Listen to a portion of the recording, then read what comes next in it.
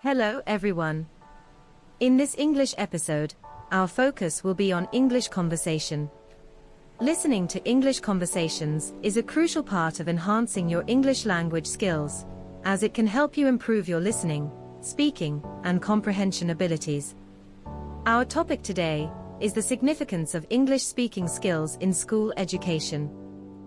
Hey Mustafa, how's your English practice going? It's going well, but I wish I could enhance my English speaking skills at school. If only we had more opportunities to practice there. You're absolutely right. I feel the same way. If we could start practicing English from an early age, we'd achieve fluency much quicker. True. So, Liba, how do you think we can address this issue? Well, there are several ways to tackle this problem. But here's the sad part. In many schools, even the teachers struggle with English. How can they effectively help students? You're right. I've heard stories about teachers who aren't fluent in English themselves. Exactly. The first step to improving this situation is to train the teachers. If they can't speak English well, how can they effectively guide their students? Makes sense. But what's the second solution you mentioned? Let's call it the English environment approach. Imagine if teachers spent a portion of their class time speaking exclusively in English. For instance, they could dedicate at least 5 minutes of each session to conversing only in English with the students. Interesting idea. Do you think it will really work? I'm confident it will. Consistent exposure to English during class time will make students more comfortable with the language. Plus, it encourages teachers to improve their English skills too. Wow, that's impressive. Now, tell me, how were your teachers in school? Did they ever speak to you in English? Certainly. My teachers were quite proficient in English, but I was too shy to engage with them.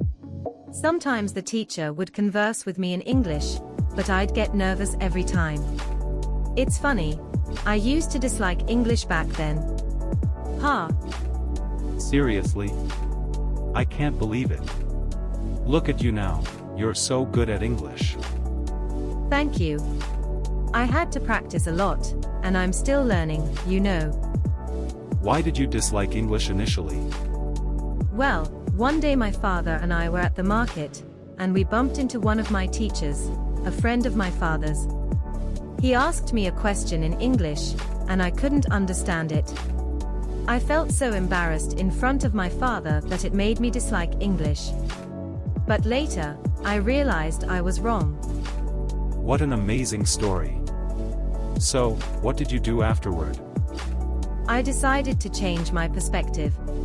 I started loving the English language, learned new words, and practiced speaking. I even read English books aloud to improve my pronunciation. Learning new words is like collecting ingredients for a recipe. Just as you need the right ingredients to cook a delicious meal, you need a rich vocabulary to express yourself effectively in English. But it doesn't stop there. Knowing the words is one thing. Knowing how to use them in sentences and conversations is equally important. I understand, Liba. It's not just about having the ingredients, it's about knowing how to blend them together to create something meaningful.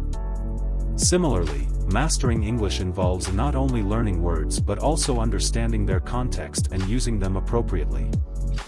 Absolutely. I vividly recall my high school days. Our teachers would give us vocabulary lists to memorize from the textbook. However, the catch was that we rarely used those words in actual sentences or conversations. As a result, I struggled to retain them in my memory. You're right. We never practiced using those words in context, so it's no wonder they didn't stick with us. The key is to apply new vocabulary in real-life situations to reinforce our understanding and retention. You're absolutely right. It's frustrating how teachers often focus solely on exam scores rather than practical language skills. Even though we've been learning English since our school days, many of us still struggle to speak it fluently. Let me share an incident. One day, a teacher asked someone to speak in English in front of the entire class. Nobody volunteered, but eventually, one brave girl stepped forward and impressed the teacher. The catch? She had memorized her lines beforehand. Memorization isn't the best approach. It's much better to express ourselves spontaneously. Exactly. Students often treat English like it's rocket science, fearing every word they utter. But really, it's about practice and confidence. So true, Laiba. We need to break free from that fear and embrace the language. Let's keep practicing. If you've watched the video until now, it means you're truly committed to improving your English. The good news is that your efforts are paying off, and you're making progress towards your goal. Keep up the great work. Our aim is to help you enhance your English skills. To achieve this goal, we recommend practicing the new words used in this conversation. We kindly ask that you not skip the video, as it is crucial to learning new words regularly.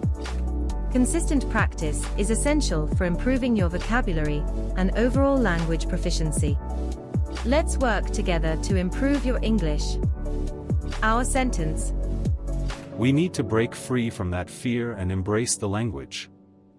Means we should overcome any fear related to the language and be open to accepting and using it with a positive attitude. It's much better to express ourselves spontaneously, doing something in a natural and unplanned way, without much thought or preparation. Spontaneously means acting on the spur of the moment, without deliberate intention or premeditation. So, if you do something spontaneously, you're doing it impulsively and without a lot of advanced planning. It's no wonder those words didn't stick with us. Using wonder here expresses surprise or amazement. When the speaker says, "It's no wonder they didn't stick with us," they are suggesting that it's not surprising those words didn't stay in their memory or become familiar. The use of wonder implies there's a logical reason or explanation for the lack of retention or practice with those words. If you found the video helpful, please hit the like button and subscribe to my channel.